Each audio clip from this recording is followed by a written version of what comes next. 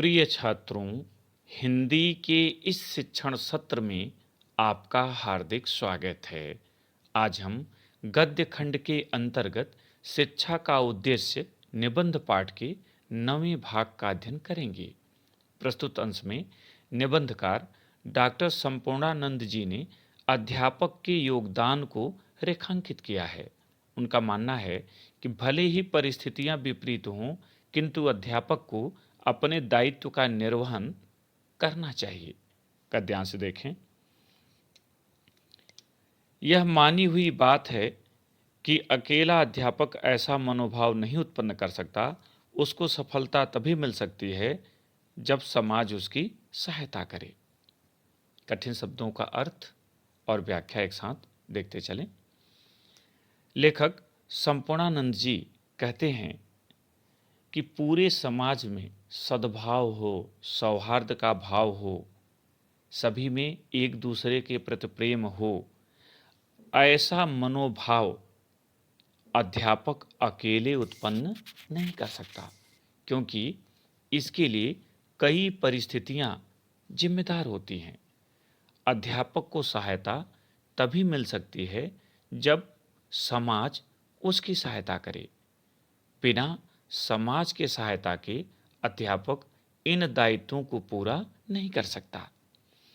जिस प्रदेश में कलह मचा रहता हो, जिस समाज में गरीब अमीर ऊंच नीच की विषमता पुकार पुकार कर द्वंद्व और प्रतियोगिता को प्रोत्साहन दे रही हो, जिस राष्ट्र की नीति पर स्वत्वापहरण और शोषण पर खड़ी हो, उसके अध्यापक भला क्या करें।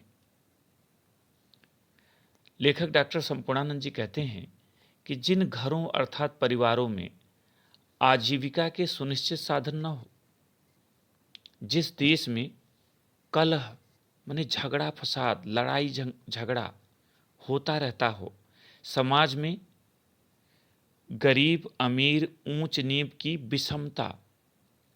विषमता का तात्पर्य होता है असमानता।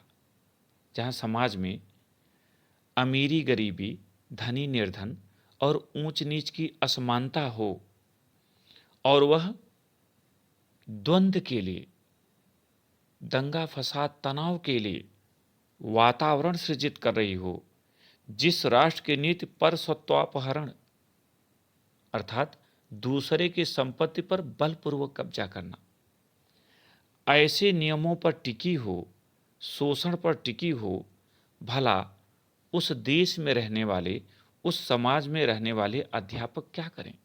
अर्थात ऐसे अध्यापकों को जिम्मेदार नहीं ठहराया जा सकता कि वे अपने शिष्यों में संस्कार क्यों नहीं डाल पाए।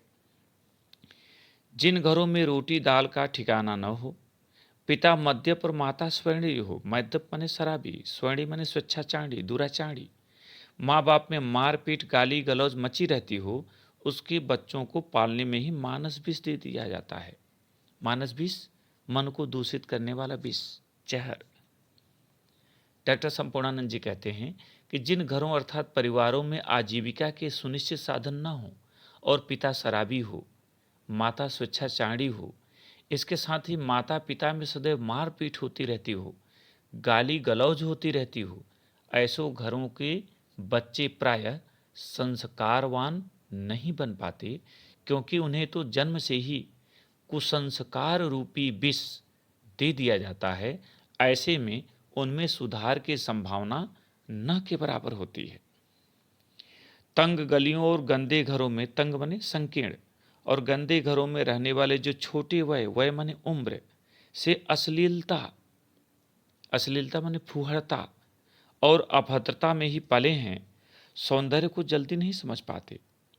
लेखक कहता है कि संकीर्ण गलियों में रहने वाले, ऐसे घरों में रहने वाले जहाँ गंदगी का साम्राज्य हो, वातावरण साफ सुथरा न हो, जो कम उम्र से ही फूहड़ वातावरण में रहते हों, जहाँ गाली गलौज का वातावरण बना रहता हो, समाज की तमाम विकृतियाँ रहती हों, फूहड़ता वो सुनते रहते हों, ऐसे में उन बच्चों के भीतर सौंदर्य के प्रति प्रेम उत्पन्न होगा, ऐसी आशा नहीं की जा सकती। ऐसी दशा में अध्यापक को दोष देना अन्याय है। लेखक कहता है कि ऐसे परिवारों के बच्चे कभी संस्कारवान नहीं बन पाते, क्योंकि वे बचपन से ही कुसंस्कारों में पले होते हैं, उनमें सुधार की कोई संभावना दिखाई नहीं देती। अतः अध्यापक को दोष देना उचित नहीं है। अध्यापक ऐसे बच्चों में संस्कारों का बीजारोपण नहीं कर सकता। फिर भी अध्यापक परिस्थितियों को दोष देकर बैठा नहीं रह सकता। उसको तो अपना कर्तव्य पालन करना ही है, सफलता कम हो या अधिक। लेखक कहता है फिर भी अध्यापक का पद बहुत महत्वपूर्ण है और उसका दायित्व भी बहुत बड़ा है। इसलिए परिस्थितियों को ही दोष देकर वो शांतपूर्वक बैठ नहीं सकता कि परिस्थितियां ऐसी हैं तो मैं क्या करूं, बल्कि उसे बीच का रास्ता निकाल कर अपना कर्तव्य करना है, भले ही सफलता थोड़ी कम हो या आवश्यकता के अनुरूप हो, उससे अधिक हो। इस पर आधारित प्रश्नोत्तर देखें। पहला प्रश्न, प्रस्तुत गद्यांश का शीर्षक तथा लेखक का नाम लिखिए। उत्तर, प्रस्तुत गद्यांश का शीर्षक शिक्षा का उद्देश्य और लेखक का नाम डॉक्टर संपूर्णानंद है। दूसरा प्रश्न, रेखांकित अंश की व्याख्या कीजिए। और यहाँ रेखांकित अंश है, जिन घरों में दाल रोटी का ठिकाना न हो, पिता मद्यप और माता स्वैणी, माँ बाप में मारपीट गाली गलौज मची रहती हो, उसके बच्चों को पालने ही में मानस विष दे दिया जाता है। उत्तर, लेखक डॉक्टर संपूर्णानंद जी कहते हैं कि जिन घरों अर्थात परिवारों में आजीविका के सुनिश्चित साधन न हों और पिता शराबी तथा माता स्वेच्छाचारिणी हो, इसके साथ ही माता पिता में सदैव मारपीट और गाली गलौज मची रहती हो, ऐसे घरों के बच्चे प्रायः संस्कारवान नहीं बन पाते, क्योंकि उन्हें तो जन्म से ही कुसंस्कार रूपी विष दे दिया जाता है। ऐसे में उनमें सुधार की संभावना न के बराबर होती है। तीसरा प्रश्न, इन पंक्तियों के अनुसार अध्यापक किस स्थिति में कुछ नहीं कर सकता।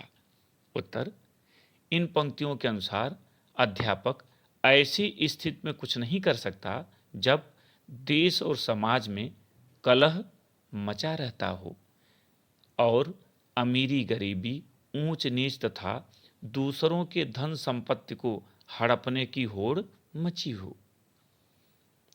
चौथा प्रश्न, किन बच्चों को पालने में ही मानस विष दे दिया जाता है। उत्तर, जिन परिवारों में सदैव कलह होता हो, पिता शराबी और माता स्वेच्छाचारिणी हो, उन बच्चों को पालने में ही मानस विष दे दिया जाता है। अंतिम पांचवा प्रश्न, परस्वत्वापहरण से आप क्या समझते हैं। उत्तर, परस्वत्वापहरण से तात्पर्य दूसरों की धन संपत्ति को हड़पने से है। इस भाग में इतना ही। 10वें भाग में फिर मिलेंगे। बहुत बहुत धन्यवाद।